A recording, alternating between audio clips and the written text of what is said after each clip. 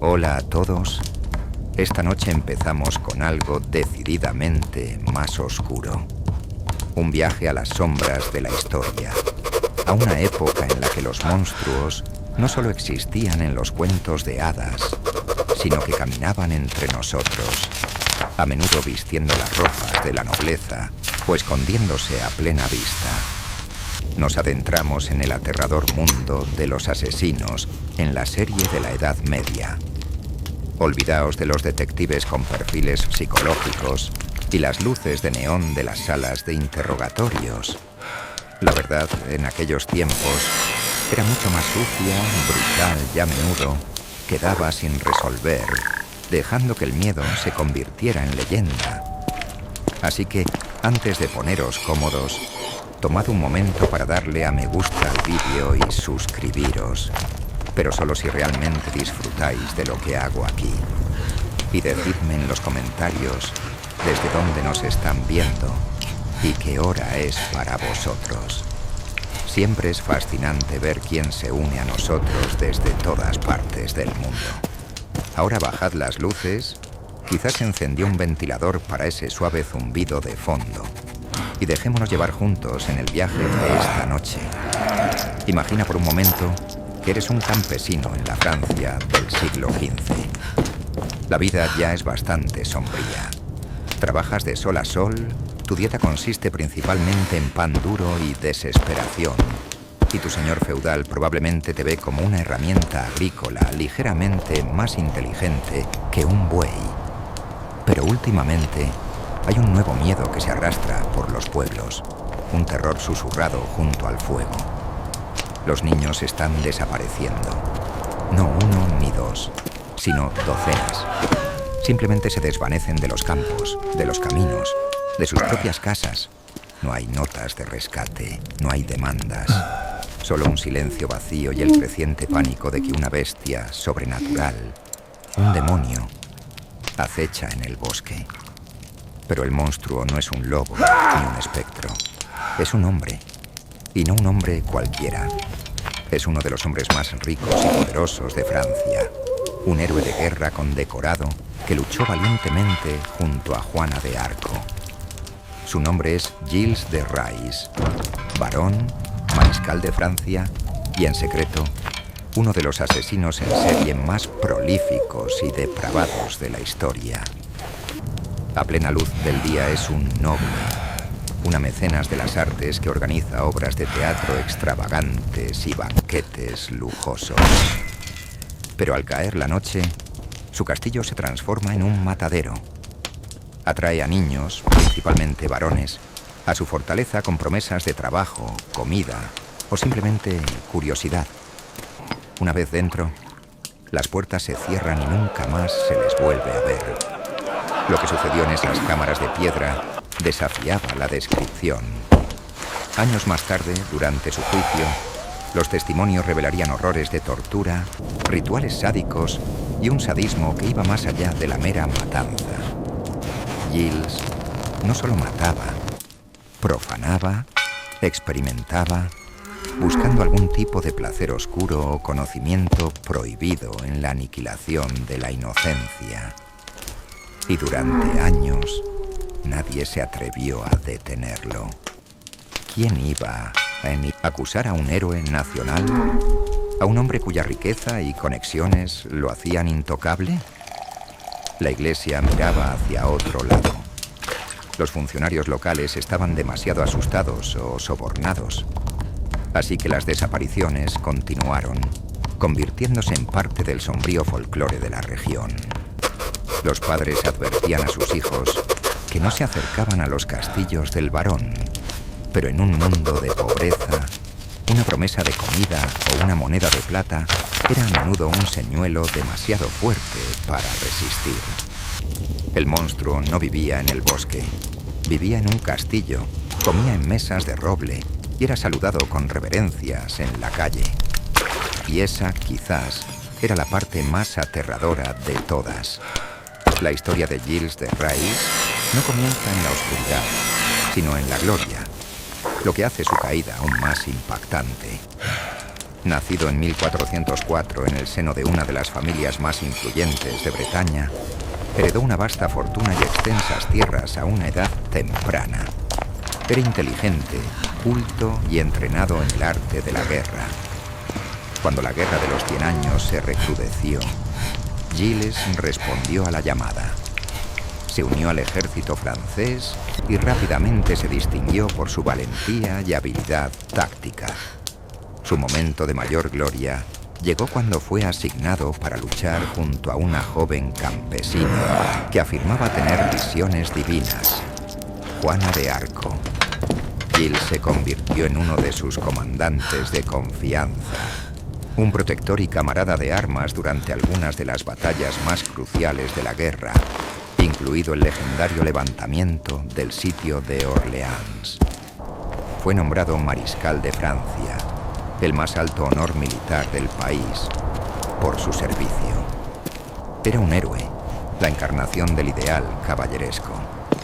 Pero cuando la guerra terminó y Juana fue capturada y quemada en la hoguera, algo en Gilles pareció romperse, o quizás lo que siempre estuvo roto finalmente salió a la superficie.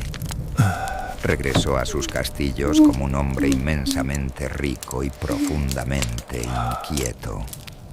Empezó a gastar su fortuna de manera imprudente en un estilo de vida de una opulencia casi demencial. Su séquito personal constaba de 200 caballeros. Organizaba producciones teatrales tan elaboradas que harían palidecer a un director de Broadway, con vestuarios de armiño y oro y escenarios que se movían.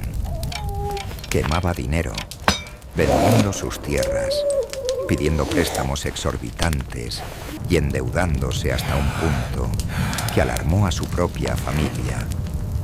Fue en esta espiral de decadencia y búsqueda desesperada de algo más, de un poder o un conocimiento que el mundo mundano no podía ofrecer, cuando su camino se desvió hacia lo oculto. Se rodeó de alquimistas, hechiceros y charlatanes que le prometieron la capacidad de convertir el plomo en oro, de convocar demonios que le revelarían tesoros escondidos.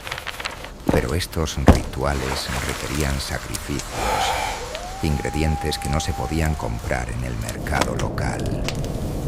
Y mientras su fortuna se desvanecía, su asiento de poder prohibido crecía. Los sirvientes de su castillo comenzaron a notar un patrón siniestro.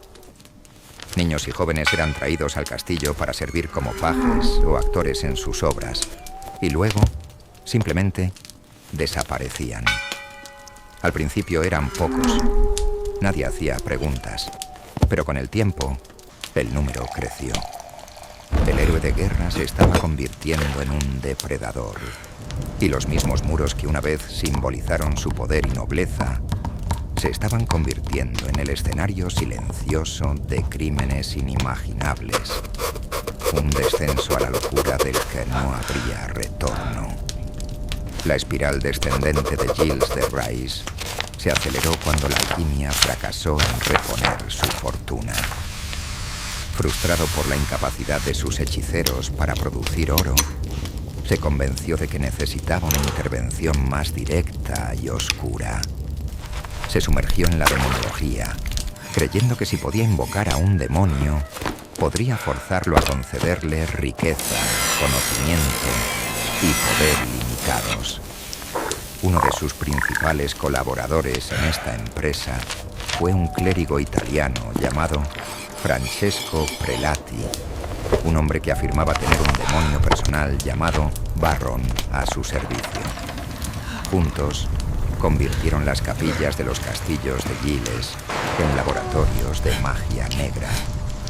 Realizaban rituales complejos, dibujando círculos de protección, recitando encantamientos en latín y ofreciendo sacrificios. Pero los demonios, según Prelati, no se satisfacían con la sangre de animales.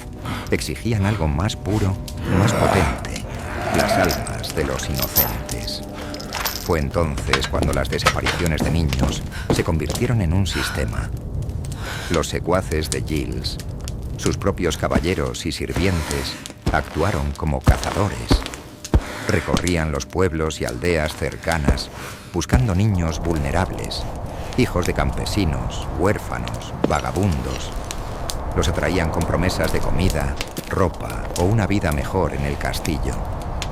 Una vez dentro de los muros de Tifauges o Makokul, los niños entraban en un mundo de pesadilla. Según las confesiones posteriores de Giles y sus cómplices, las víctimas eran tratadas inicialmente con amabilidad. Se les daba buena comida y ropas finas, adormeciéndolos en una falsa sensación de seguridad. Pero luego fueron llevados a cámaras secretas donde se desataba el horror. Giles no era un simple asesino. Era un sádico que se deleitaba con el terror y el sufrimiento. Los actos que cometieron son demasiado gráficos para detallarlos por completo, pero implicaban torturas prolongadas, mutilaciones y una depravación que parecía no tener límites. Después de los asesinatos, los cuerpos eran a menudo desmembrados y quemados en las enormes chimeneas del castillo, o arrojados a las letrinas y fosos. Durante casi una década, este patrón de secuestro, tortura y asesinato continuaron sin cesar. El número exacto de víctimas es desconocido, pero las estimaciones basadas en las confesiones oscilan entre 80 y 200, aunque algunos historiadores creen que la cifra podría ser mucho mayor. El castillo, que una vez fue un símbolo de la gloria militar de Francia, se había convertido en una fábrica de muerte, aislado del mundo exterior por el miedo y el poder de su señor.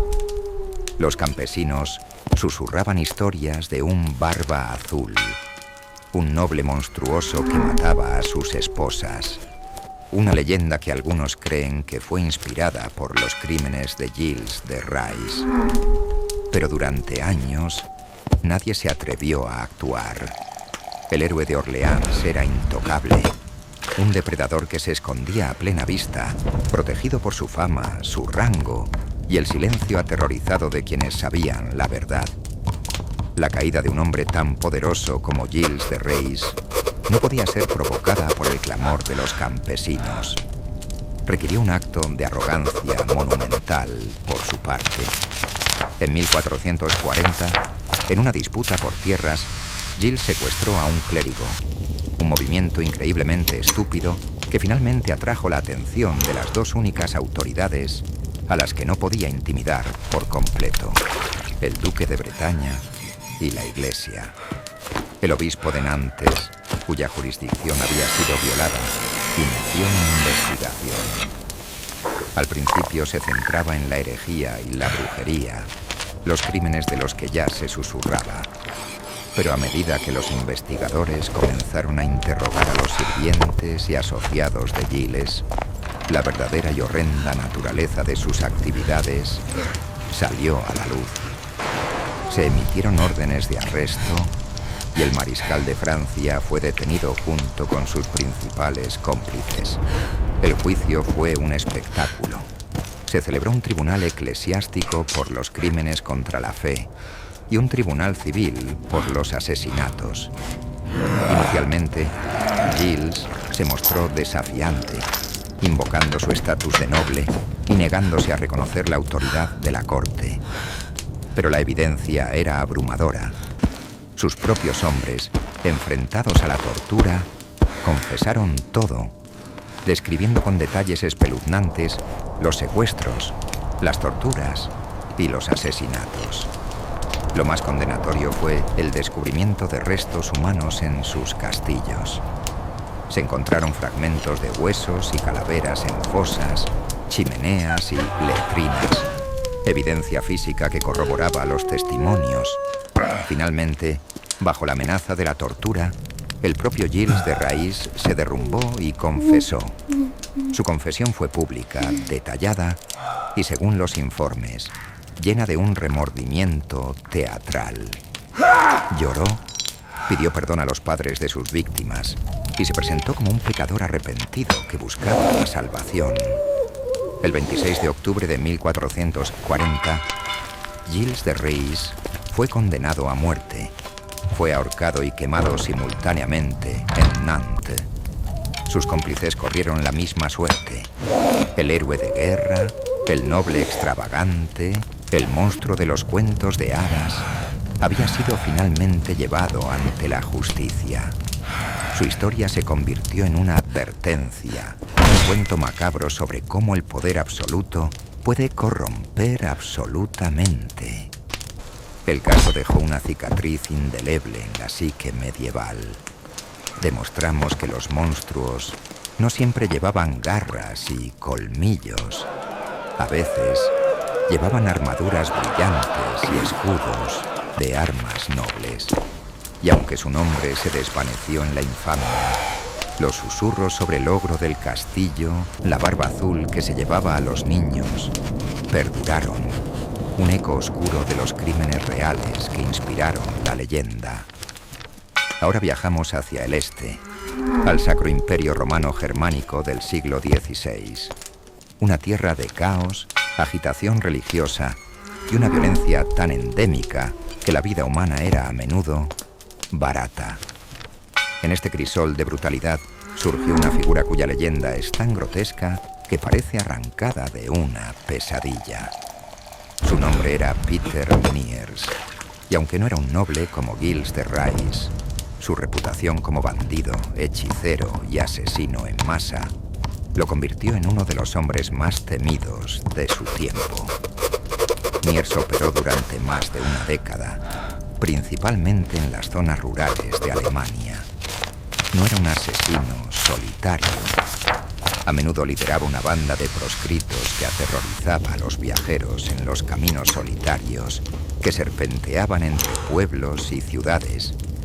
Robaban, mataban y desaparecían en los bosques, dejando tras de sí un rastro de cadáveres y rumores. Pero lo que distinguía a Niers de otros bandidos era la escala y la naturaleza de sus crímenes. No mataba simplemente por dinero. Según los panfletos y crónicas de la época, que sin duda exageraban, pero probablemente contenían un núcleo de verdad, Niers y su banda eran responsables de más de 500 asesinatos. Las historias que circulaban sobre él eran material de leyenda negra.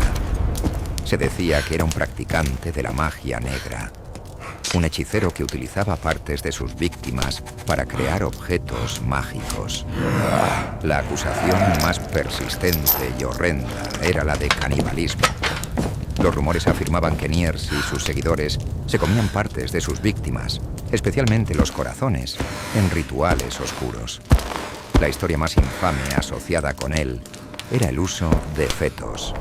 Se decía que Niers asesinaba a mujeres embarazadas para arrancarles los fetos y usar sus restos en rituales de magia negra.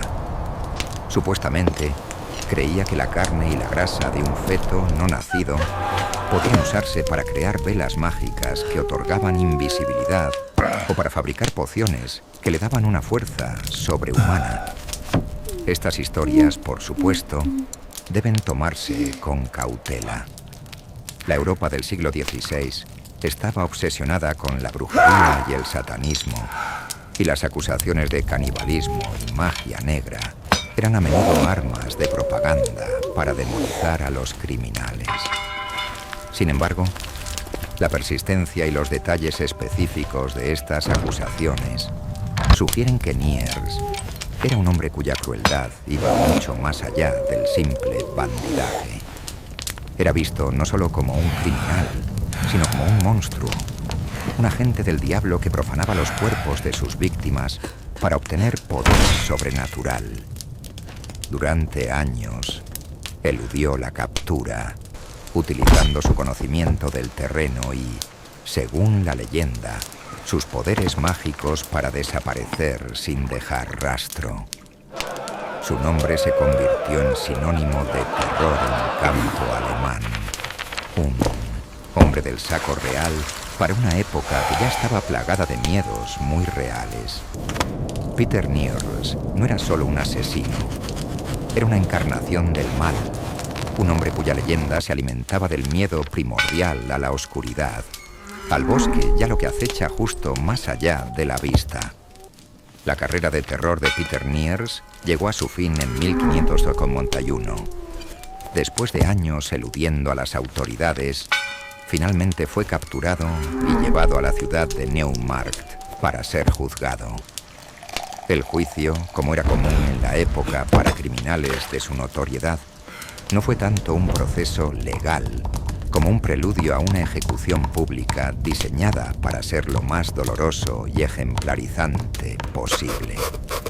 Bajo tortura, Niers confesó una letanía de crímenes que conmocionó incluso a una sociedad acostumbrada a la violencia. Admitió 544 asesinatos, incluyendo los de 24 mujeres embarazadas. Confirmó las historias de canibalismo y magia negra, detallando cómo él y sus seguidores usaban partes de los cuerpos para sus rituales. Relató cómo se comían los corazones de los niños y cómo usaban la grasa de los fetos para sus velas mágicas. También se jactó de tener habilidades sobrenaturales, como la capacidad de transformarse en un animal o volverse invisible, poderes que, según él, le habían ayudado a evadir la captura durante tanto tiempo. La ejecución de Niers fue un evento público que duró 3 días. Una pieza de teatro macabro diseñada para purgar a la comunidad del mal que él representaba. El primer día, le arrancaron tiras de carne del cuerpo con tenazas al rojo vivo. El segundo día, le vertieron aceite hirviendo en los pies. El tercer y último día, fue atado a una rueda de quebrar, un dispositivo de tortura diseñado para romper sistemáticamente todos los huesos principales del cuerpo. Sus extremidades fueron destrozadas con la rueda y mientras aún estaba vivo, fue desmembrado. Su muerte fue una de las más brutales registradas en la época, un reflejo directo de la brutalidad de sus crímenes. La historia de Peter Niers, inmortalizada en panfletos sensacionalistas que circularon por toda Alemania, sirvió como una potente advertencia. En una época de incertidumbre y agitación, su leyenda encarnaba los peores miedos de la sociedad, el colapso del orden, la amenaza de la magia negra y la existencia de una depravación humana que parecía no tener fondo.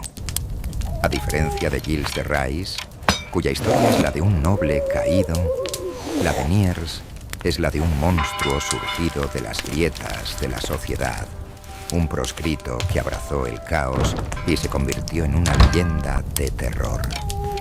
Su caso ilustra cómo la línea entre el crimen, la superstición y el pánico masivo era increíblemente delgada en la Europa premoderna. No era suficiente con castigar al hombre. Había que destruir el mito, y eso requería un espectáculo de sufrimiento tan extremo que nadie se atreviera a seguir sus pasos. Y así, el bandido hechicero que aterrorizó el campo alemán fue borrado del mundo en 1900, un torbellino de dolor, dejando tras de sí solo una leyenda manchada de sangre y miedo. Permaneciendo en el paisaje fracturado del Sacro Imperio Romano Germánico, encontramos otra figura de pesadilla, un hombre cuya historia parece competir en crueldad con la de Peter Niers. Su nombre era Christmann Geniperteinga, un bandido y asesino que, según la leyenda, operó a finales del siglo XVI. Al igual que Niers, su historia nos llega a través de un panfleto popular de la época, una forma de periodismo sensacionalista que a menudo mezclaba hechos con ficción para crear una narrativa más emocionante y moralizante. Sin embargo, la historia de Geniperteinga ofrece un vistazo a la psicología del aislamiento y la brutalidad en un mundo sin ley. Según el relato, Geniperteinga vivió recluida durante años en un complejo de cuevas cerca de Treveris, desde donde lanzó sus ataques. No era un simple ermitaño. Convirtió su guarida subterránea en una fortaleza y un osario. A lo largo de una supuesta carrera criminal que duró más de una década, se le atribuyeron 964 asesinatos. Su método era simple y efectivo. Acechaba los caminos solitarios, emboscando a viajeros desprevenidos. Mataba a hombres, mujeres y niños sin discriminación. Robaba sus posesiones y arrastraba los cuerpos de vuelta a su cueva. Lo que hacía con los cuerpos es lo que eleva su historia al nivel del horror gótico. Se decía que guardaba los cuerpos en su cueva, creando una especie de colección macabra. Pero su depravación no terminaba ahí. Henipertenga no trabajaba solo. Se jactaba de haber mantenido un harén de mujeres que secuestraba y mantenía cautivas en su guarida. Las obligaba a servirle y a tener hijos con él. Cuando se cansaba de ellas, o cuando sus hijos lloraban demasiado, los mataba a todos y los añadía a su creciente colección de cadáveres. La leyenda también cuenta que acumuló un tesoro considerable de los bienes que robaba a sus víctimas, escondido en las profundidades de su red de cuevas. Vivía como un rey subterráneo, rodeado de riqueza robada, mujeres cautivas y los restos de sus innumerables víctimas. Era un microcosmos de tiranía y depravación, aislado del mundo exterior. La historia de Henipertenga, ya sea real o exagerada, refleja un profundo temor social de la época. El miedo al hombre salvaje, la figura que vive fuera de los límites de la civilización y rechaza todas sus normas morales. Era la encarnación del caos, un depredador humano que operaba según sus propios instintos básicos y crueles. Su cueva no era solo un escondite, era un reino alternativo, un infierno personal en la tierra donde él era el único dios y el único demonio. Durante años fue una leyenda local, una historia de terror susurrada para asustar a los niños y a los viajeros. Pero como todos los monstruos, su reinado de terror no podía durar para siempre. El fin de Grisman Henipertenga fue tan dramático como su vida. La historia cuenta que una de sus cautivas logró escapar de la cueva y alertar a las autoridades. Se organizó una partida de búsqueda masiva y finalmente su fortaleza subterránea fue descubierta. Cuando las autoridades entraron en la cueva, se encontraron una escena de horror indescriptible. Los restos de docenas de cuerpos, el tesoro robado y la evidencia de una vida de violencia sistemática. Henipertenga fue capturado y, al igual que Peter Niers, su ejecución fue un espectáculo público de crueldad calculada. Fue atado a la rueda de quebrar y durante un largo y agónico día sus huesos fueron sistemáticamente destrozados. La leyenda dice que incluso mientras lo torturaban, se mantuvo desafiante, sin mostrar remordimiento por sus crímenes. Se dice que gritó que si no lo hubieran capturado, habría seguido matando hasta que no quedaría nadie en la región. Su muerte fue celebrada como una victoria del orden sobre el caos, de la civilización sobre la barbarie. El panfleto que narra su vida y muerte, publicado en 1581, se convirtió en un éxito de ventas, difundiendo su infame historia por toda Alemania. La historia de Grisman Henipertenga, al igual que la de Niers, plantea preguntas sobre la veracidad de estos relatos. ¿Fueron estos hombres tan prolíficos y depravados como afirman las crónicas? ¿O fueron sus crímenes inflados por la imaginación popular y el deseo de crear monstruos que podrían ser destruidos públicamente para reafirmar el orden social? Es probable que la verdad se encuentre en algún punto intermedio. Sin duda existieron bandidos extremadamente violentos, pero las acusaciones de canibalismo, magia negra y un número de víctimas cercanas al millar probablemente fueron adornos sensacionalistas. Estos panfletos funcionaban como los tabloides de hoy en día, proporcionando una mezcla de noticias y entretenimiento macabro. Lo que es innegable es que estas historias reflejan las ansiedades de una época. En un mundo plagado de guerras, plagas y agitación social, la idea de un asesino monstruoso que acechaba en los márgenes de la sociedad no era difícil de creer. Heniperteinga se convirtió en un símbolo de los peligros que acechaban más allá de los muros de la ciudad, en la naturaleza salvaje y en la naturaleza humana sin control. Su cueva era una metáfora de la oscuridad que yace bajo la superficie de la civilización. Una oscuridad que, para la gente de la época, era terriblemente real.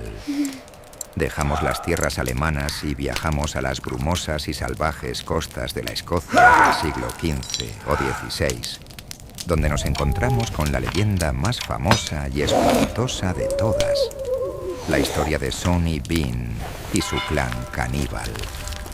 A diferencia de Gilles de Rais, cuya existencia está bien documentada, la historia de Sonny Bean se tambalea en la frontera entre el hecho histórico y el folclore macabro.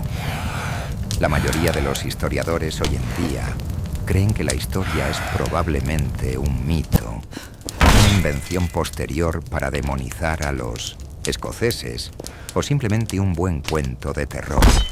Pero durante siglos fue aceptada como una verdad aterradora y su leyenda revela mucho sobre los miedos de la época. Según la historia, Alexander Sonny Bean nació en East Lothian. En lugar de seguir el oficio de su padre, se fue de casa con una mujer de ideas afines y juntos se establecieron en una cueva costera en Bennington Head. La cueva era profunda, con túneles que se extendían más de 1 milla, y la entrada quedaba bloqueada por la marea alta 2 veces al día, lo que la hacía un escondite perfecto. Para sobrevivir, Sonny y su compañera comenzaron a emboscar a viajeros en los caminos cercanos. Pero no se contentaban con robar. Llevaban a sus víctimas a la cueva, las desmembraban y se las comían. Su familia creció de una manera espantosa. A lo largo de 25 años, la pareja tuvo 14 hijos, quienes a través del incesto produjeron docenas de nietos. El clan Bean creció hasta convertirse en una horda salvaje de casi 50 miembros, todos viviendo en la misma cueva, sin contacto con el mundo exterior excepto para cazar humanos. Su método era brutalmente eficiente. Atacaban en grupo, abrumando a sus víctimas por el número. Arrastraban los cuerpos a su guarida, donde los preparaban como si fueran ganado. Las partes del cuerpo se conservaban en escabeche, se salaban y se colgaban en la cueva, que se convertía en una despensa de carne humana. Durante un cuarto de siglo, el clan aterrorizó la región. Cientos de personas desaparecieron. Los posaderos locales a menudo eran culpados, y varios fueron ahorcados injustamente por crímenes que no cometieron. Nadie podía imaginar la verdad, que una familia entera de caníbales vivía a pocos kilómetros de distancia, criando a sus hijos con una dieta de carne humana y una moralidad completamente ajena a la del mundo exterior. La cueva de los Bean era un mundo aparte, una sociedad en miniatura basada en los principios más básicos y aterradores: la caza, la supervivencia y el canibalismo. La leyenda de Sonny Bean se ha convertido en la plantilla para innumerables historias de terror sobre familias de psicópatas aislados. Pero su origen sigue siendo un misterio. El clímax de la leyenda de Sonny Bean es tan sangriento como el resto de la historia. Un día, el clan atacó a una pareja que regresaba de una feria. Lograron derribar a la mujer y la desmembraron en el acto. Pero el hombre, un luchador experimentado, se defendió ferozmente con su espada y su caballo. Mientras luchaba por su vida, un grupo más grande de viajeros apareció en el camino y el clan Bean, superado en número por primera vez, huyó.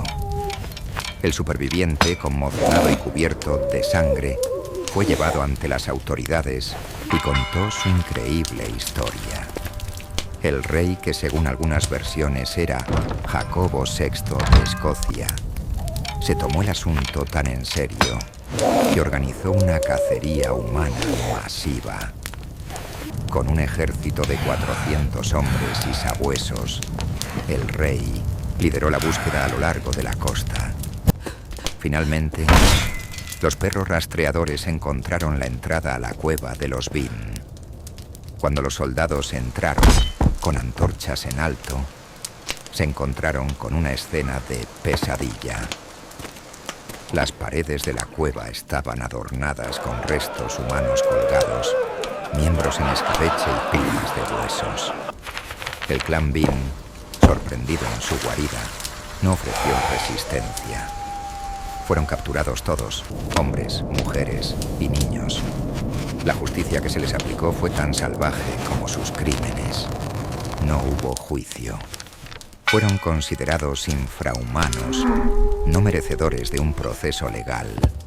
Fueron llevados a Edimburgo y ejecutados públicamente. A los hombres les cortaron las manos y los pies y los dejaron desangrarse hasta la muerte. Las mujeres y los niños fueron obligados a mirar antes de ser quemados vivos en la hoguera. Durante toda la ejecución, se dice que el clan no mostró remordimiento, sino que gritó maldiciones y obscenidades hasta su último aliento. La historia de Sonny Bean, ya sea real o no, funcionó como una poderosa pieza de propaganda. Publicada por primera vez en el Newgate Calendar, un catálogo de crímenes notorios de Londres, la historia probablemente sirvió para reforzar los estereotipos ingleses sobre los escoceses como salvajes, incivilizados. Pero más allá de la política, la leyenda perdura porque toca un miedo universal. El miedo a que la civilización sea solo una fina capa que oculta una barbarie latente. El miedo a que, en los lugares más oscuros y aislados, la humanidad pueda retroceder a algo mucho más antiguo y aterrador. La cueva de Sonny Bean es una metáfora de la oscuridad que acecha en los márgenes de nuestro mundo ordenado. Una oscuridad que, según la leyenda, siempre tiene hambre. Ahora que hemos explorado las vidas de aquellos que se deleitaban en la oscuridad, cambiemos de perspectiva. Imagina que no eres el monstruo, sino el hombre al que la sociedad le encarga limpiarlo. Felicitaciones. Acabas de conseguir un trabajo como verdugo medieval. Las buenas noticias. Tienes seguridad laboral. Las malas noticias. Todo lo demás. Para empezar, nadie quiere ser tu amigo. Eres el hombre que termina las conversaciones, las carreras y, bueno, las vidas. Vives en los márgenes de la ciudad, a menudo en una casa apartada, porque la gente cree que tu profesión te contamina. Eres un mal augurio andante. Si te ven en el mercado, las madres apartan a sus hijos y se santiguan. No te invitan a las fiestas. No compartes una cerveza con los guardias en la taberna. Eres una necesidad sucia, como el hombre que limpia las letrinas, pero con un hacha. Tu trabajo no es solo un empleo. Es una mancha social que se extiende a tu familia. Tus hijos son marginados en el pueblo. A menudo, la única persona con la que puede casarse el hijo de un verdugo es la hija de otro verdugo, creando dinastías de marginados profesionales. Y el trabajo en sí es variado. No es solo blandir un hacha. A veces ahorcas. A veces quemas en la hoguera. A veces usas la rueda de quebrar, un dispositivo que requiere una comprensión decente de la anatomía si quieres romper los huesos en el orden correcto para máximo sufrimiento, como te ha instruido el juez. Y no olvidemos la tortura. Antes de la ejecución, a menudo eres el encargado del interrogatorio. Usas el potro las tenazas al rojo vivo, la bota de hierro. Tu trabajo es extraer una confesión, y la sutileza no está en la descripción del puesto. Debes ser un experto en el dolor, saber cuánta presión aplicar antes de que el prisionero se desmaye o muera prematuramente, lo que enfadaría a tus obstáculos. Y el pago, bueno, no es genial. A menudo recibes una tarifa fija por ejecución, pero gran parte de tus ingresos proviene de las ventajas. Tienes derecho a la ropa del condenado. A veces se te permite vender las partes del cuerpo a médicos o alquimistas. Sí, tu plan de jubilación podría implicar vender un riñón que técnicamente no era tuyo para empezar. Y todo esto lo haces en público. La ejecución es un teatro. Cientos, a veces millas de personas se reúnen para mirar. Comen, beben, abuchean al prisionero y te juzgan a ti. Si haces un mal corte, si el nudo de la horca resbala, si el fuego no prende bien, la multitud se volverá contra ti. Debes ser un profesional, frío, eficiente y sobre todo impasible, mientras realizas los actos más brutales que un hombre puede infligir a otro. Ser un verdugo medieval no es ser un guerrero ni un juez. Es ser un carnicero de hombres, una palla necesaria cuyo único propósito es servir como el punto final sangriento de la justicia de otra persona. No es de extrañar que muchos de ellos se volcaran en la bebida. La vida del verdugo está llena de ironías macabras. Eres un experto en el cuerpo humano, pero no eres un sanador. De hecho, a menudo se te llama para que realices trabajos médicos extraños. Como vivías fuera de la sociedad normal y trabajabas con cuerpos, la gente asumía que tenía conocimientos anatómicos. Podrían llamarte para arreglar un hueso roto, extraer un diente o incluso realizar amputaciones. Eres el cirujano del pueblo por defecto, aunque la mayoría de tus pacientes anteriores no sobrevivieron a la operación. Este doble papel te hace aún más temido y aislado. Eres el hombre que puede quitar la vida o, a regañadientes, salvarla. También eres responsable del mantenimiento de tus herramientas. Tu hacha debe estar afilada. Tus cuerdas fuertes, tus instrumentos de tortura en buen estado de funcionamiento.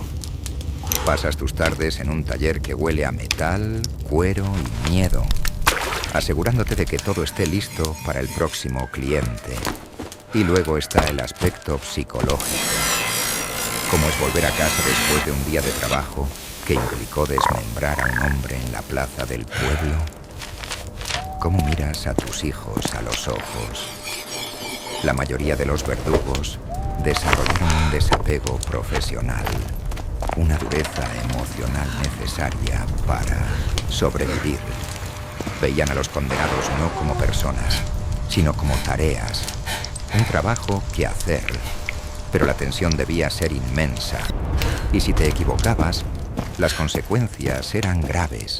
Una ejecución fallida no solo enfurecía a la multitud, podía costar el puesto o incluso la vida. Si un prisionero escapaba o si un noble no moría de un solo golpe, como exigía su estatus, tú eras el responsable. Tenías que ser preciso. En la decapitación de un noble, por ejemplo, un solo golpe limpio era un signo de respeto y profesionalidad. Múltiples golpes fueron un desastre, una humillación tanto para el condenado como para el verdugo. A pesar de todo, algunos verdugos se hicieron famosos y ricos. La familia Sansón en Francia sirvió como verdugos estatales durante generaciones, supervisando las ejecuciones de la realeza durante la Revolución Francesa. Pero estos eran la excepción. La mayoría eran hombres anónimos y despreciados, atrapados en una profesión hereditaria de la que no había escapatoria. Tu vida es un desfile constante de lo peor de la humanidad. Ves el miedo, el desafío, el arrepentimiento y la locura en los ojos de los hombres y mujeres que llevas al cadalso. Eres el confesor final, el último rostro que ven. Y al final del día, vuelves a tu casa solitaria en el borde de la ciudad, lava la sangre de tus manos y te preparas para volver a hacerlo mañana. No hay gloria en tu trabajo, solo la sombra y silenciosa certeza de que, en un mundo violento, tú eres el instrumento final de esa violencia. Despertamos ahora en un lugar y tiempo diferentes, pero en una situación igualmente desesperada. Es el año 1348. Vives en una ciudad portuaria abarrotada en Italia, como Génova o Venecia. La vida es ruidosa, sucia y predecible. Pero últimamente, los barcos que llegan de Oriente traen consigo algo más que especias y seda. Traen rumores, historias de una plaga terrible que está arrasando Asia. Una enfermedad que mata tan rápido que la gente se acuesta sana y no se despierta por la mañana. Lo descartas como un cuento de marineros. Pero entonces, un día, un barco llega al puerto con la mayor parte de su tripulación muerta o agonizante. Los que aún respiran tienen extrañas hinchazonas negras en el cuello y las axilas, del tamaño de huevos, que supuran sangre y pus. Tienen fiebre alta, deliran y mueren en cuestión de días. Las autoridades de la ciudad, aterradas, ordenan al barco que se vaya. Pero es demasiado tarde. Las ratas han bajado por las cuerdas de amarre y las pulgas que llevan en el lomo ya han saltado a los muelles. La peste negra ha llegado a Europa.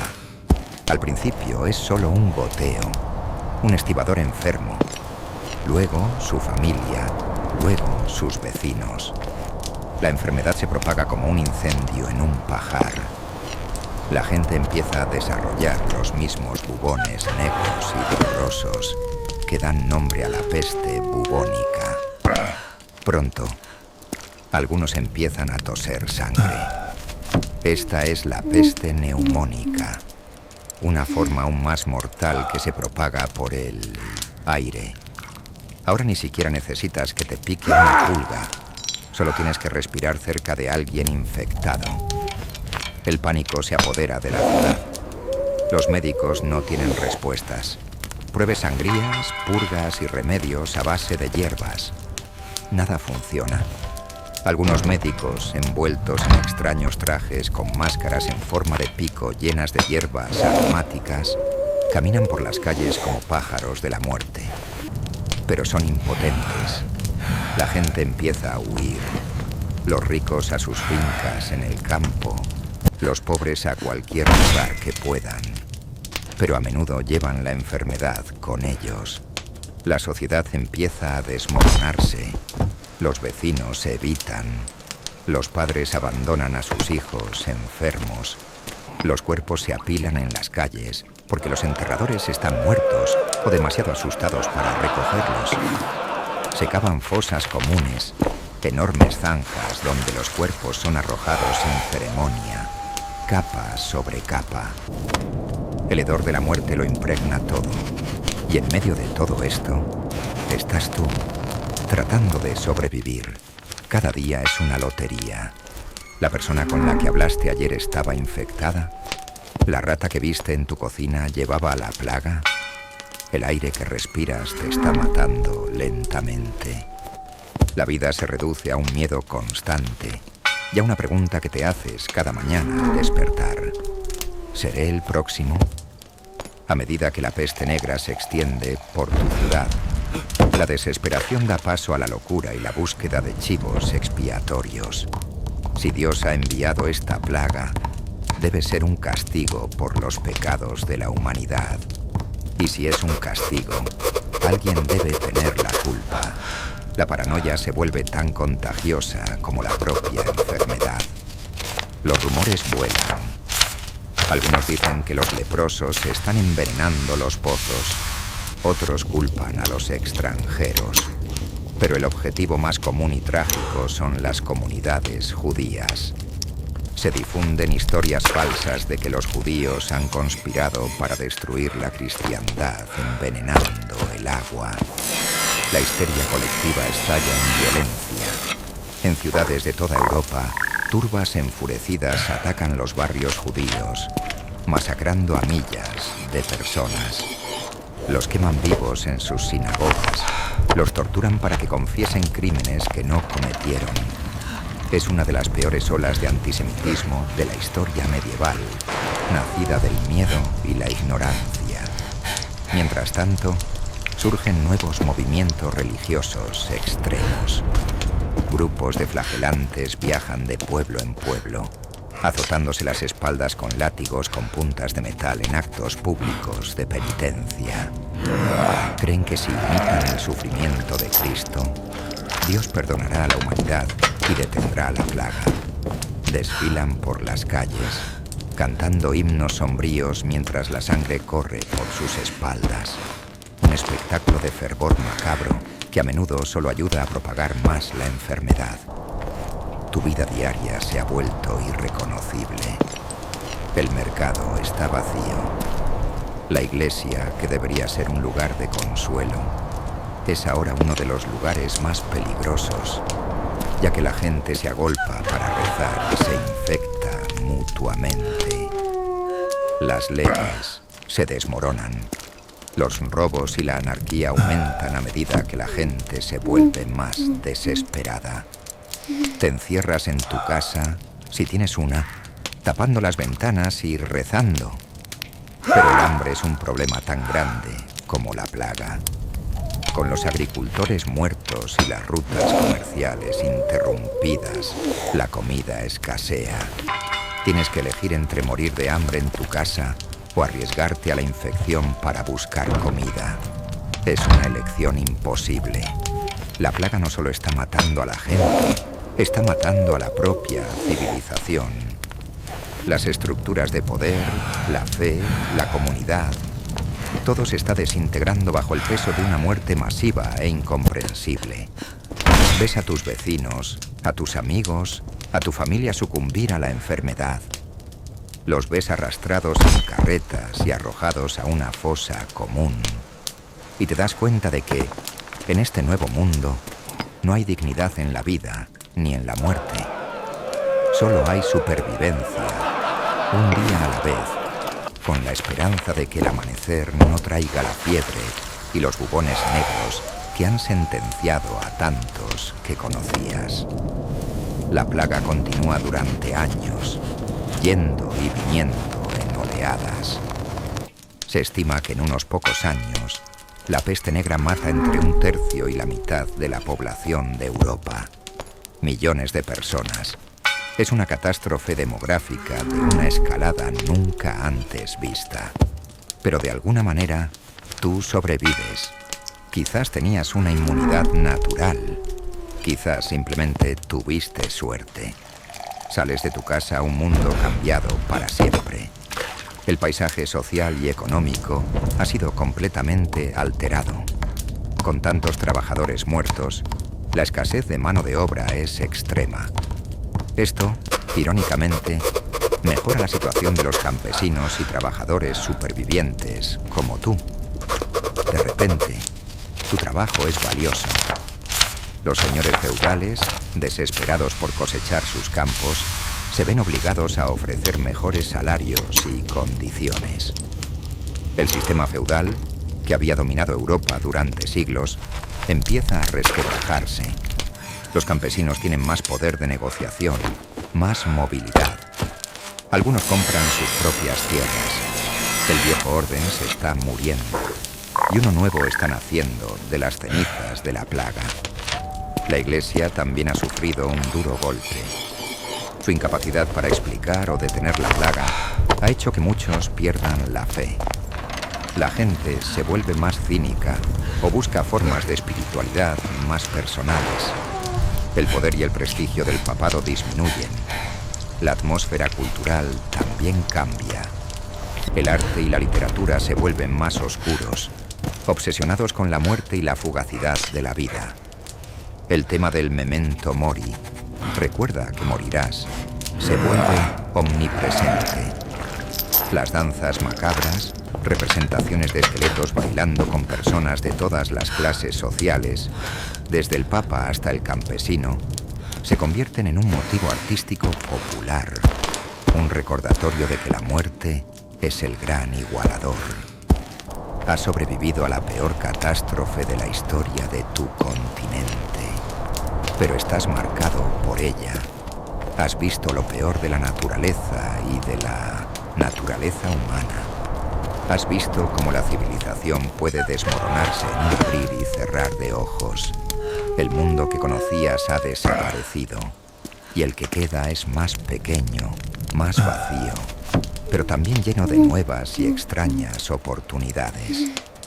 La peste negra no fue solo una plaga, fue un reinicio, un evento terrible que, sin embargo, aceleró el fin de la Edad Media y preparó el escenario para el Renacimiento. Has vivido uno de los capítulos más oscuros de la historia y al salir al otro lado, te encuentras, para tu sorpresa, en el umbral de un mundo nuevo. Un mundo que nunca habrías imaginado, forjado en el fuego de la fiebre y el silencio de las fosas comunes. Ahora, preparemos nuestro espíritu para un tipo de brutalidad diferente. Una que no es causada por la enfermedad, sino por la furia humana en su forma más pura y aterradora. Nos transportamos a la Escandinavia del siglo IX. Eres un monje que vive en un monasterio aislado en la costa de Inglaterra. Tu vida es de oración, estudio y trabajo manual. Es pacífico, predecible y segura. O eso crees.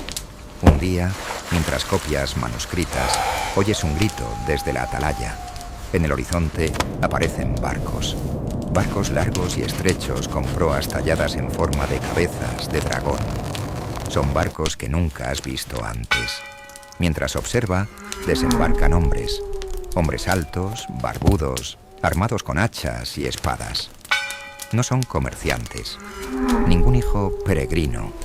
Hijos vikingos. Y han venido a saquear. Corres a esconder los tesoros de la iglesia, los cálices de oro, las cruces disfrutadas, los manuscritos iluminados. Pero no hay tiempo. La puerta del monasterio está derribada con un estruendo. Los invasores irrumpen, gritando en una lengua que no entiendes. Lo que sigue es una masacre. Ves a tus hermanos monjes, hombres de paz, ser masacrados sin piedad. El altar está profanado. Los tesoros son robados. El monasterio está incendiado. Y en medio del caos, ves a algunos de ellos. Luchan de manera diferente, con una ferocidad que parece inhumana. Tienen los ojos desorbitados, echan espuma por la boca y parecen inmunes al dolor. Muerden los bordes de sus escudos y aúllan como lobos. Estos son los berserkers, el terror de las sagas nórdicas hecho carne. No son simples guerreros, son chamanes de la batalla.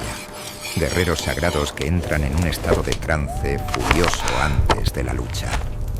Se dice que se despojan de sus armaduras y luchan con el pecho desnudo, creyendo que su furia los protegerá. Y por un momento, casi lo cree. Ves a uno de ellos recibir una herida que derribaría a un hombre normal, pero sigue luchando, rugiendo, matando. No hay estrategia en su lucha. Solo una violencia abrumadora e indiscriminada. El término berserker proviene del nórdico antiguo y podría significar camisa de oso, sugiriendo que vestían pieles de oso o pecho desnudo, refiriéndose a su costumbre de luchar sin armadura.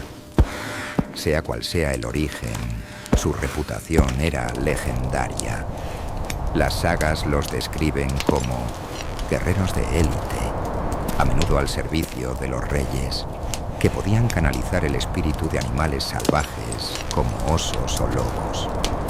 Antes de la batalla, realizaban rituales, cantaban, bailaban y posiblemente consumían sustancias alucinógenas como el hongo amanita muscaria para inducir su trance.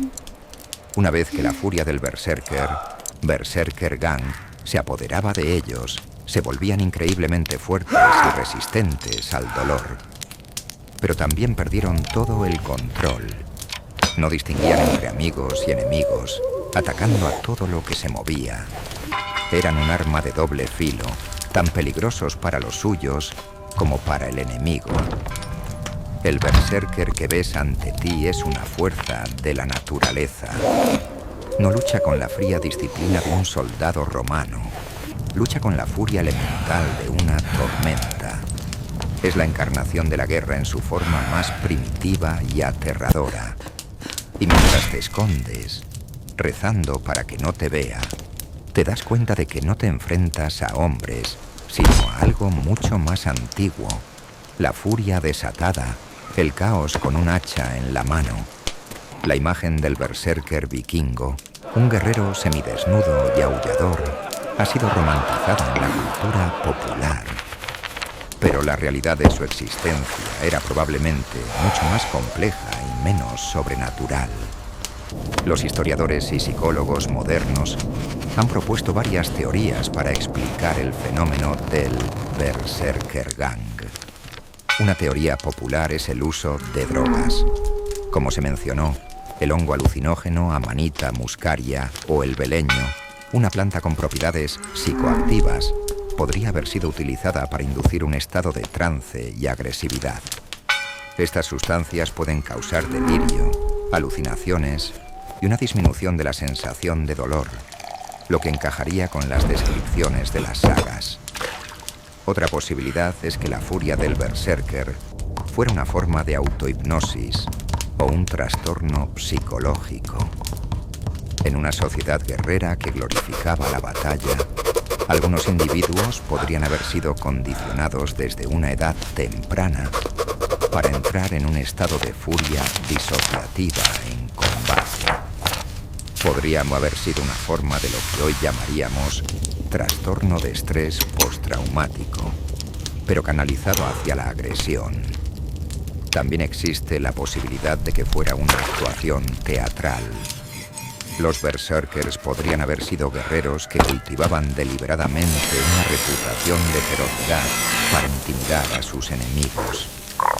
El aullido, morder los escudos y la espuma en la boca podrían haber sido parte de una exhibición de guerra psicológica, diseñada para aterrorizar a los oponentes antes de que la batalla ni siquiera comience. Si un ejército enemigo cree que estás loco e inmune al dolor, es mucho más probable que rompa filas y huya.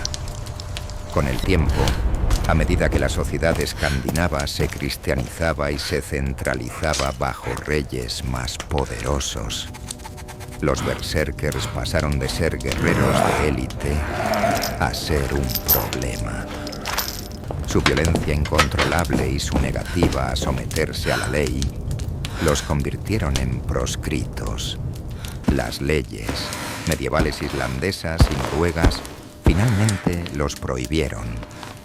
Un hombre que entrara en la furia del berserker podía ser desterrado o asesinado sin consecuencias legales. Pasaron de ser los campeones de los reyes a ser los parias de la sociedad. La era de los guerreros chamanes estaba terminando y la era de los ejércitos disciplinados y las leyes del rey estaba comenzando. El berserker era una reliquia de un pasado más salvaje, una época en la que la línea entre el hombre, la bestia y el dios era peligrosamente delgada. En la memoria popular, sin embargo, el berserker nunca murió. Se convirtió en un arquetipo, el guerrero definitivo cuya furia lo eleva por encima de los límites humanos. Es un símbolo perdurable de la violencia primordial que yace en el corazón de la experiencia guerrera.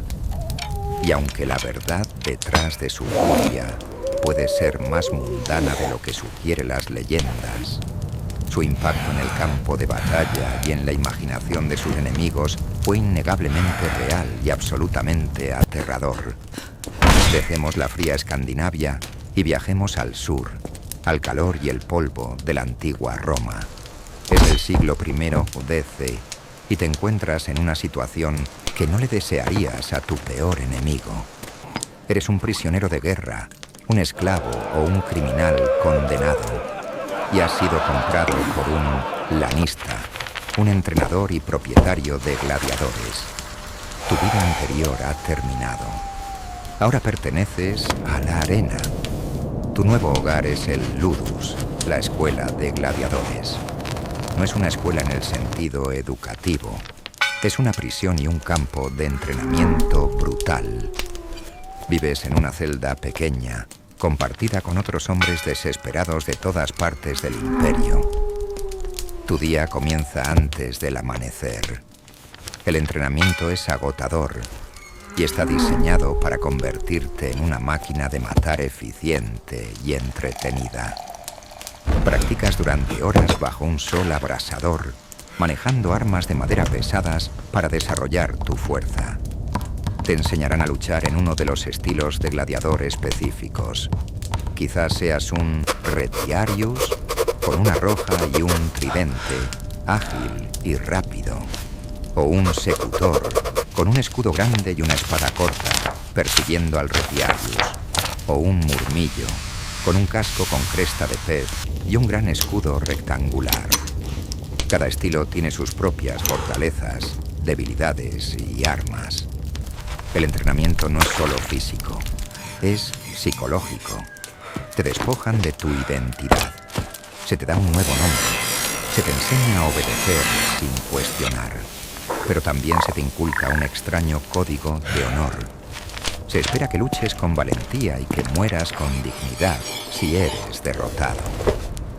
La cobardía en la arena es la máxima desgracia. La dieta es sorprendentemente buena, aunque monótona. Se te alimenta con una dieta rica en carbohidratos, principalmente cebada, para crear una capa de grasa sobre tus músculos. Esta grasa no es para hacerte lento. Es una forma de protección.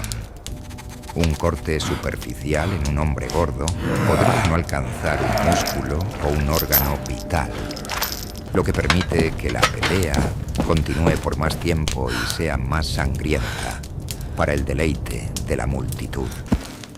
La camaradería entre los gladiadores es compleja. Son tus hermanos de armas, los únicos que entienden tu situación. Pero también son tus futuros oponentes. El hombre con el que compartes tu comida hoy podría ser el hombre al que tienes que matar mañana. Es una hermandad forjada en el sudor, la sangre y la certeza de una muerte probable. A pesar de la brutalidad, algunos gladiadores se convierten en superestrellas. Son los ídolos de la multitud, adorados por hombres y mujeres por igual. Los gladiadores exitosos pueden ganar fama, fortuna e incluso su libertad. Si sobrevives a suficientes peleas y demuestras una habilidad y valentía excepcionales, podrías recibir el rudis, una espada de madera simbólica que significa tu retiro y libertad. Pero esa es una esperanza lejana.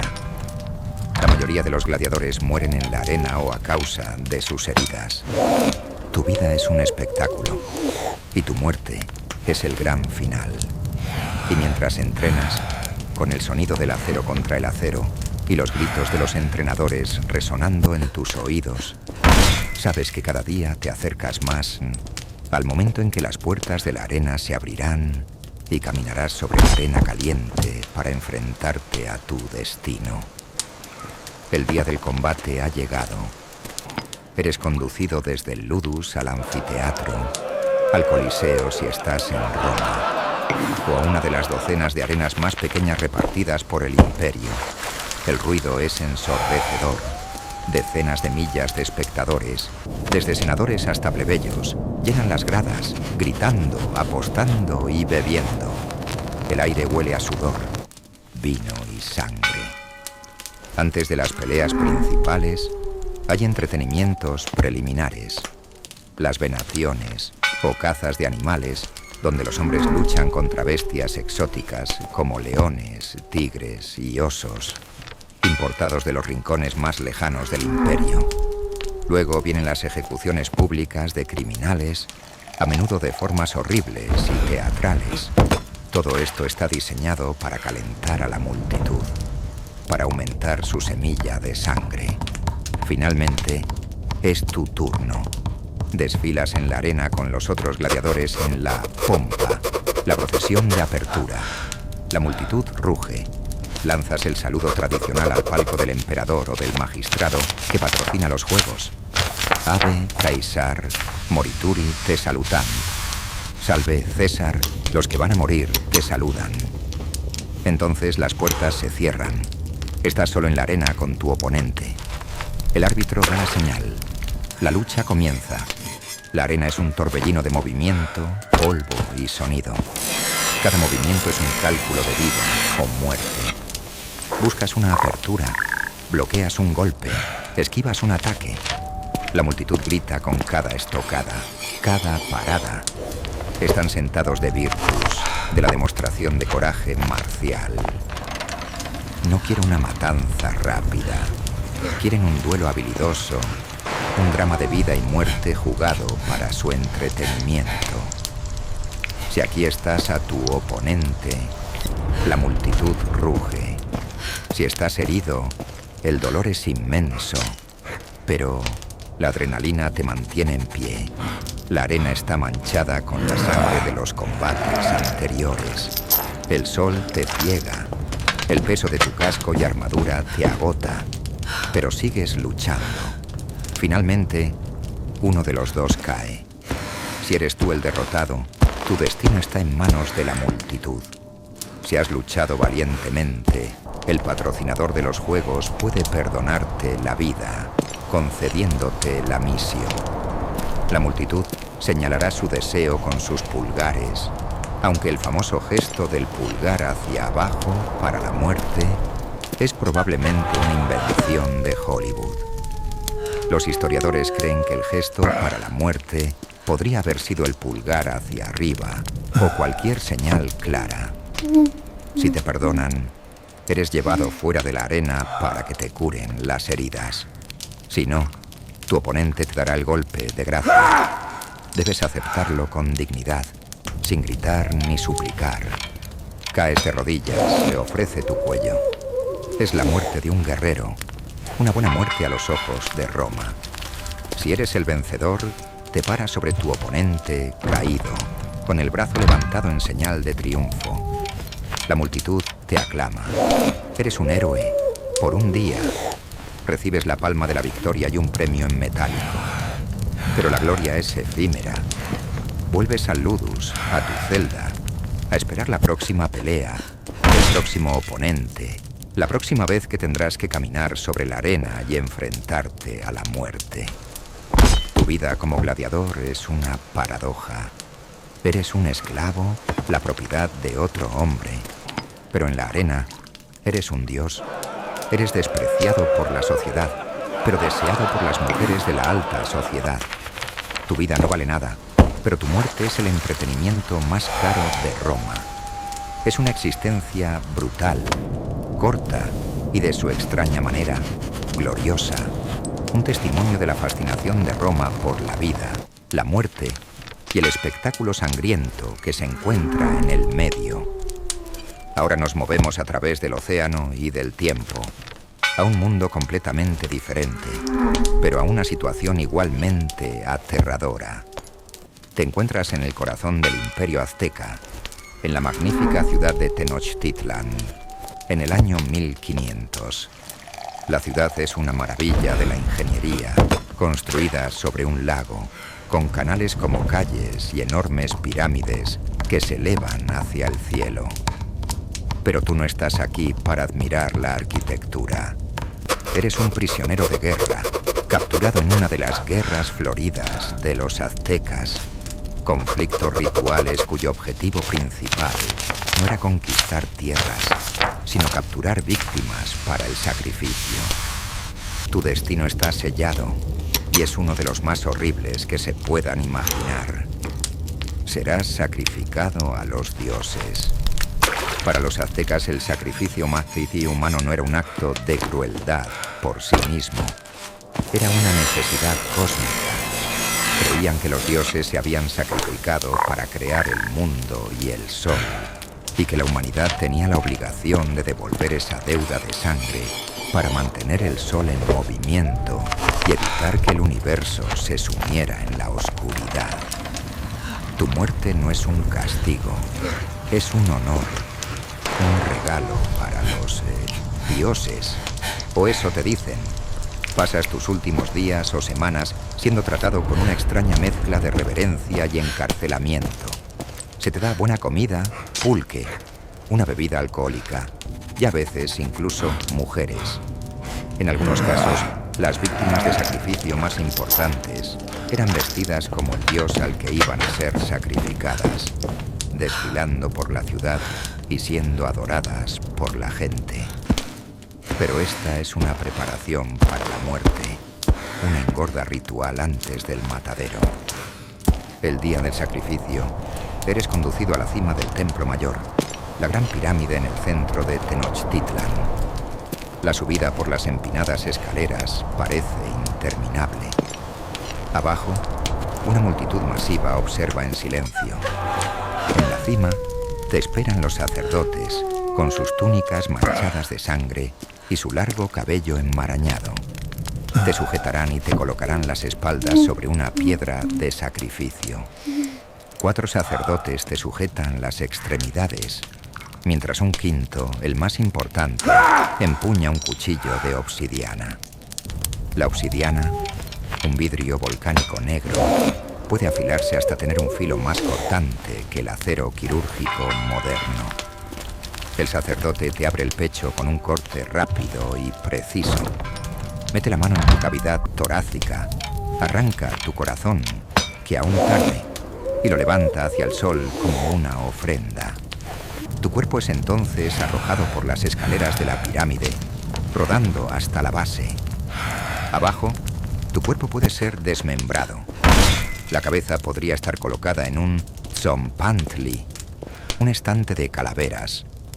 Algunas partes de tu cuerpo podrían ser comidas ceremonialmente por la élite, en un acto de comunión con los dioses. Es un proceso eficiente, ritualizado y absolutamente aterrador. Mientras estás en esa piedra, mirando al cielo azul y al rostro impasible del sacerdote, tus últimos momentos son de un terror inimaginable. Pero para la multitud que observa, tu muerte es un acto sagrado. Una garantía de que el sol saldrá mañana, de que las cosechas crecerán, de que el imperio continuará. Eres un engranaje en la máquina cósmica y tu sangre es el combustible que la mantiene en funcionamiento. La escala de los sacrificios aztecas era asombrosa. En la dedicación del Templo Mayor en 1487, se dice que millas de prisioneros fueron sacrificados durante un periodo de 4 días. Aunque estas cifras pueden ser exageradas por los conquistadores españoles posteriores para justificar su propia violencia, la evidencia arqueológica confirma que el sacrificio humano era una práctica generalizada y central en la sociedad azteca. No se limitaba a los prisioneros de guerra. A veces se sacrificaban esclavos, criminales e incluso niños. Se creía que las lágrimas de los niños sacrificados al dios de la lluvia, Tlaloc, traerían las lluvias necesarias. Era un sistema de creencias que, aunque complejo y lleno de un profundo simbolismo cosmológico, resultaba en una brutalidad sistemática. Tu vida, capturada en una guerra lejana, ha terminado en un altar de Minoetientsa, piedra en el corazón de un imperio poderoso. Tu corazón ofrecido al sol. Es un final que es a la vez profundamente espiritual para tus captores y una pesadilla de sangre y terror para ti. Es un recordatorio sombrío de que la fe y la crueldad pueden caminar de la mano y que lo que una cultura considera su salvación, otra puede experimentarlo como su aniquilación. Volvemos a cruzar el Atlántico, a la Europa de la Edad Moderna, una época de fervor religioso, ansiedad social y una obsesión mortal con la brujería. Te encuentras en un pequeño pueblo de Alemania o Francia, a finales del siglo XVI o principios del XVII. Eres una mujer, quizás una viuda que vive sola, una curandera que conoce las propiedades de las hierbas, o simplemente alguien que ha tenido una disputa con un vecino. Un día la vaca de tu vecino muere, o su hijo enfermo, o una tormenta de granizo arruina la cosecha. La gente necesita una explicación, un culpable, y sus ojos se vuelven hacia ti. Alguien susurra la palabra bruja. Al principio es solo un rumor, pero el rumor crece. La gente recuerda que una vez los miraste mal, o que tu gato negro parece demasiado inteligente, o que tus remedios herbales a veces funcionan, lo que claramente es obra del diablo. El miedo es un veneno y se propaga rápidamente. Un día las autoridades locales, presionadas por el pánico de la comunidad, llaman a tu puerta. Eres arrestada y acusada de brujería. Te encierran en un calabozo frío y húmedo. Tu juicio no será un proceso justo. La creencia en la brujería está respaldada por la Iglesia y el Estado. Libros como El Malleus Maleficarum, El Martillo de las Brujas, un notorio manual para cazadores de brujas, describen cómo identificar, procesar y exterminar a las brujas. Para tus acusadores, tu culpabilidad ya está decidida. El objetivo del juicio no es determinar si eres inocente, sino obtener una confesión. Y para eso, tienen herramientas. Eres algo a tortura. Te estiran en el potro, te aplastan los pulgares, te aplican hierros candentes. El dolor es insoportable. Los interrogadores te gritan, te privan del sueño. Te prometen que el dolor se detendrá si confiesas.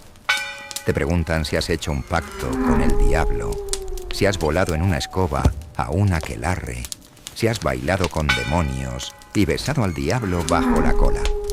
Al principio lo niegas todo, pero después de días de agonía, tu cuerpo y tu mente se rompen. Confiesas cualquier cosa que quieran oír. Sí, volaste en una escoba. Sí, bailaste con el diablo. Sí, maldijiste la vaca de tu vecino. Pero la confesión no es suficiente. Quieren más nombres. Quieren que implique a otras personas. Bajo la presión del dolor y la desesperación, nombras a otras mujeres del pueblo, quizás a las que no te caían bien, o simplemente los primeros nombres que se te vienen a la cabeza. Has comprado un alivio temporal del dolor al precio de condenarte a ti mismo y a otros. Otra prueba común era la prueba del agua. Te atan las manos y los pies y te arrojan a un río o un lago. Como el agua es un elemento puro, se creía que rechazaría a una bruja. Si flotas, eres culpable y te sacan para quemarte en la hoguera. Si te hundes, eres inocente. Por supuesto, para cuando te saquen, probablemente ya te hayas ahogado. Es una situación sin salida, una lógica retorcida diseñada para confirmar la culpa. También te buscan la marca del diablo. Una marca en tu cuerpo que se supone que es insensible al dolor.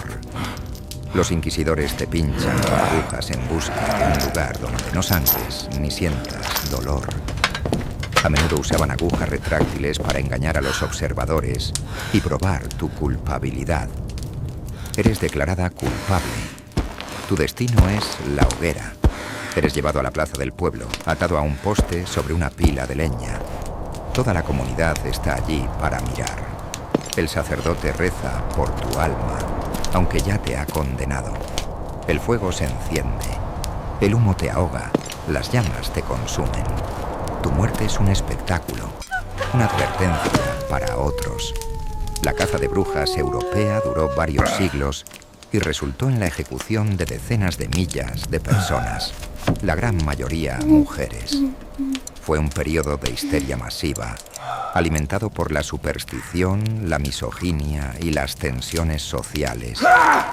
Ser una mujer sola, independiente o simplemente diferente en esta época era increíblemente peligrosa. Un rumor, una mala cosecha o la envidia de un vecino podrían convertirse en una sentencia de muerte. Tu final en la hoguera es un testimonio aterrador de cómo el miedo colectivo, cuando se le da poder institucional, puede convertir a vecinos en monstruos ya inocentes, en cenizas. Para nuestro último viaje a las profundidades de la miseria histórica, asumimos una identidad que era a la vez una sentencia de muerte en vida y un símbolo de pavor espiritual. Eres un leproso en la Europa medieval. Un día notas una mancha extraña en tu piel. No hay duelo, está entumecida. Luego aparecen más. Tus dedos empiezan a curvarse. Tu cara se hincha, adquiriendo una apariencia leonina. El diagnóstico es inconfundible. Tienes lepra. Tu vida, tal como la conoces, ha terminado. La lepra en la Edad Media no era solo una enfermedad. Era una marca de impureza, un castigo visible de Dios por un pecado oculto. La gente no te veía como una persona enferma, sino como un muerto viviente, un alma contaminada. La Iglesia realiza una ceremonia de separación para ti. Es, en esencia, tu propio funeral. Te paras en una tumba abierta mientras un sacerdote recita los ritos funerarios y arroja un puñado de tierra sobre tu cabeza. A partir de ese momento, estás legalmente muerto. Se te prohíbe entrar en ciudades, iglesias o tabernas. No puedes tocar a personas sanas ni sus pertenencias. No puedes beber de las fuentes públicas. Se te obliga a usar ropa distintiva. A menudo una túnica gris o negra con una capucha. Ya lleva una campana o una matraca para anunciar tu presencia y advertir a la gente que se aparte. Tu grito constante es: impuro, impuro. Eres expulsado de tu hogar. Tu familia te repudia, no por falta de amor, sino por miedo y presión social. Te unes a otros leprosos, formando comunidades en los márgenes de la sociedad. Vivís en leproserías, hospitales aislados, a menudo mal financiados, donde sois atendidos por órdenes religiosas. O si no hay una leprosería cerca, simplemente vagáis por los caminos, mendigando para sobrevivir. Tu cuerpo se deteriora lentamente. La enfermedad ataca tus nervios, causando pérdida de sensibilidad. Te quemas o te cortas sin darte cuenta, y las heridas se infectan. Tus dedos de las manos y los pies se acortan,